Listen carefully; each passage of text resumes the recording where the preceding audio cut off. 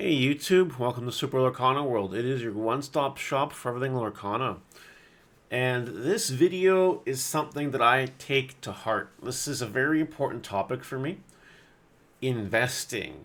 I love the financial discussions. I enjoy investing in things. I like talking about investing in things. For some people, Disney Lorcana was their first real investment. And now some people are pooping their pants because they're seeing the booster prices of the very first set and they are confused. They don't know what's happening.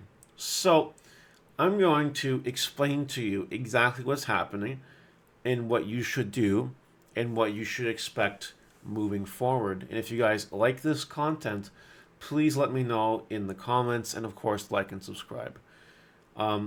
Before we start talking about it, I don't know that many people on my channel know my experiences when it comes to this kind of stuff. So I'm going to tell you. I've been wheeling and dealing in card games for the better part of 7 years now. 4+ years with a card store, and under 3 years just vending cards and investing and buying and selling and all that. So I'm kind of in the know of how things work. I also like to do my own data, my own research, so I can make informed decisions on whether or not I should buy, I should sell. And then, on top of my owning my own business and owning my own card shop and all that stuff, I do happen to dabble in the stock market. And I buy stocks, and sometimes I just hold them, and that's a good time.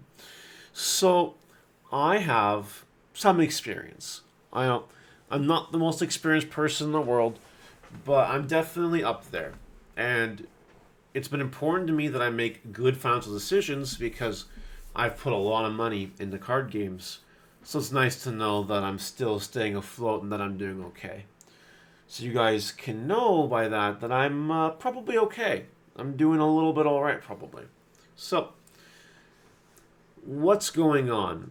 Let's run a timeline here. So, Gen Con happens in Indianapolis at the start of August.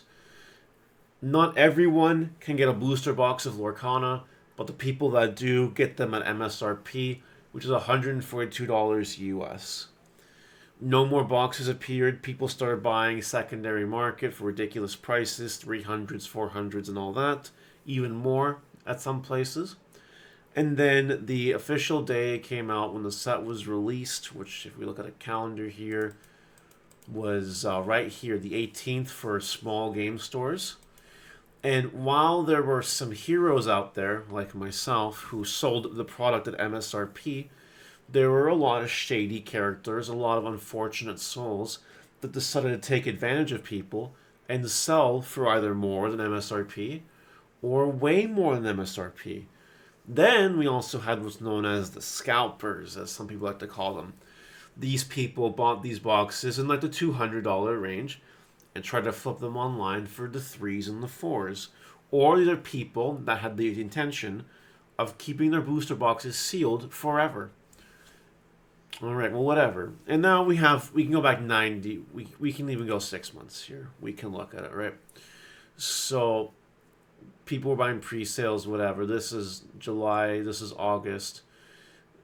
When we started to approach the mass box retail thing, it hit an all-time high, basically, of like, what, $400 per box, which was insane.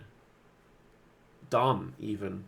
And some big stores got sealed booster boxes, some did not, and that's got packs and whatever.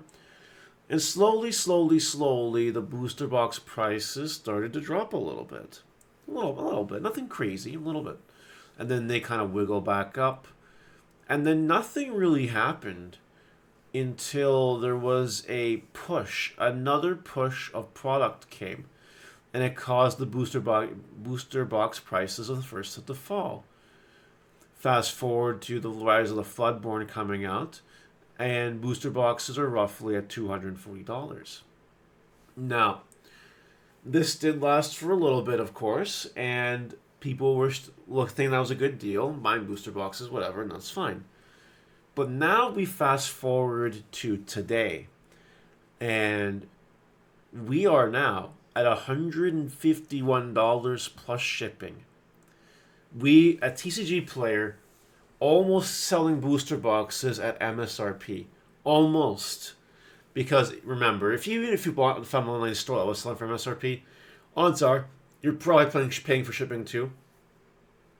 So what? An extra $10 plus shipping. Not the most exuberant slap in the face over MSRP I've seen in this game. What happened? What's going on? I'm so glad you asked. So, more of this product is entering the market. A lot more is entering the market. And there's now a little bit of a less demand for it. Why? Because people need to get their cards from the second set. Because a lot of that stuff, believe it or not, is meta relevant. A lot of that stuff in the second set is really, really good. And people, a lot of people couldn't find set 1 booster product, and that's fine. But a lot of people bought singles and already got their set 1. So there is a little bit less of a demand right now of set 1 than there is set 2. People really need their set 2 cards. People also need their set 1 cards. And that's just why everything is going down right now. So I've been seeing a lot of negativity on the internet. People thinking this game is going to crash and burn because of what they're seeing here with these booster box prices. It's simply not true. This is the sign of health. This is the sign that Ravensburger is printing product. They're printing enough product. Maybe what'll happen is the December winter restock, reprint, whatever, will stop. And then maybe there'll be no more booster boxes for any set, no more packs, everything will be gone. And maybe the stuff will start to artificially rise again. That's very possible. Here's what I'm going to say to you. I have a little bit of a stock of set 1 booster boxes just chilling in my closet. I got them for MSRP when the set came out, and I am just holding on to them. How long am I holding on to them, Mario? That's a very good question. I'm so glad you asked. I'm holding on to them for about 10 years. Some people might try to understand why so long. Like, what's the point? Well, this is a card game that has taken the world by storm. This card game is truly a spectacle and a testament to people's wallets and Disney's gravitational pull across the world. This game is an anomaly in the sense that there's nothing like it. There are trading card games. There are trading card games that even had, similar situations. Like Digimon did it. One Piece does it. But this is Disney. This is, I don't know if you guys knew this, but this card game is called Disney Lorcana trading card game. It's an easy oversight. I understand, and that's okay. But because of that, people are going to be collecting original stuff from the game, and it's going to be worth a lot of money eventually. Take the freaking D23 7 promo cards. Those will be worth a lot of money. Take freaking the Disney 100 promo boxes that I also have a few of that I'm keeping. Those, I believe, in the long term are going to be worth a lot of money. The testament of an investor is truly, truly being tested here. Me, I know that even though things are going down in price, I know that I'm going to profit big when the time comes. However, there are some people that have bought booster boxes in the 300s with their goal to invest long term. And now people are seeing this drop in price and they're panicking. Well, let me tell you. First of all, these booster boxes will not drop a lot more than they have already. Second of all, you just gotta play the long game, and that's the best approach I can give you. These will be collectible items. Now, unfortunately, these are collectible items with the caveat that they were printed poorly, and you can fiddle in the packs in the box and do some shady business. You can do that. The zip tie was not good enough, and not the smartest decision Ravensburg could have made. However, it is the original printing of the first set of booster boxes, and people will trust that down the road. They will. And that's just how it is. Will someone maybe get scammed down the road 10 years from now? They buy a booster box of this, and maybe someone did a really good job of fucking up the box and they're not going to pull anything good? Maybe. That's definitely possible. I can see it.